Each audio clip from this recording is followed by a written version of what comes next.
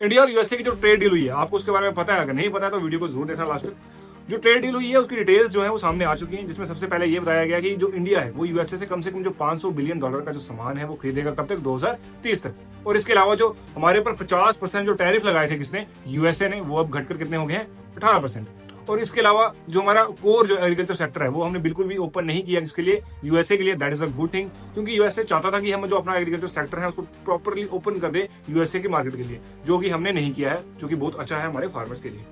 और इसके अलावा हमको देखने को ये भी मिल रहा है कि यूएसए ने कहा है कि अगर इंडिया ने रशिया से क्रूड ऑयल बाय किया तो दोबारा से जो एडिशनल 25% टैरिफ है वो इंडिया के ऊपर लगा दिए जाएंगे। और इस चीज को जो यूएसए है प्रॉपरली मॉनिटर करेगा कि इंडिया जो है वो रशिया से क्रूड ऑयल जो है वो बाय ना करे। तो यहाँ पर आप कह सकते हो कि भाई यूएसए कौन होता है इंडिया को बोलने वाला कि आप बाय करो या ना करो। एक चीज तो आपको माननी पड़ेगी वर्ल्ड में कि आज जो है वर्ल्ड में डोमिनेशन है यूएसए का प्रॉपर, और यूएसए के जो प्रेसिडेंट है वो अपनी शक्तियों को पूरा इस्तेमाल कर रहे हैं। ठीक है, जैसे एक टाइम पीरियड पे ब्रिटिश एम्पायर था, तो वैसे आज वर्ल्ड में एक यूएसए एम्पायर है। ठीक है, और वो अपनी जो प्रॉपर जो पावर्स का फुल इस्तेमाल कर रहा है सभी में वर्ल्ड से अपनी जो बातें हैं वो मनवाने के लिए। उसने दुनिया भर के देशों के ऊपर जो अलग अलग टैरिफ्स हैं वो लगा कर रखे हुए हैं। क्यों? क्योंकि यूएसए को पता है कि यूएसए की पावर है, और टैरिफ लगा लगा के वो उनके साथ डील साइन कर रहा है, और जो है अपने लिए जो मुनाफा है वो कमा रहा है।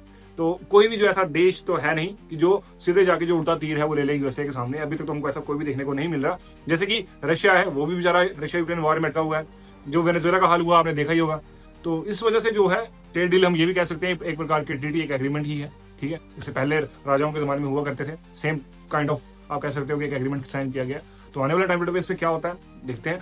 तो आपका क्या व्यू है इस चीज के ऊपर की जो ट्रेड डील हुई है वो सही है, या इसमें अभी भी कोई सुधार किया जा सकता था, या बिल्कुल जो गवर्नमेंट है वो कॉम्प्रोमाइज हो गई है? What is your point of view? Write down in the comment section. जय हिंद।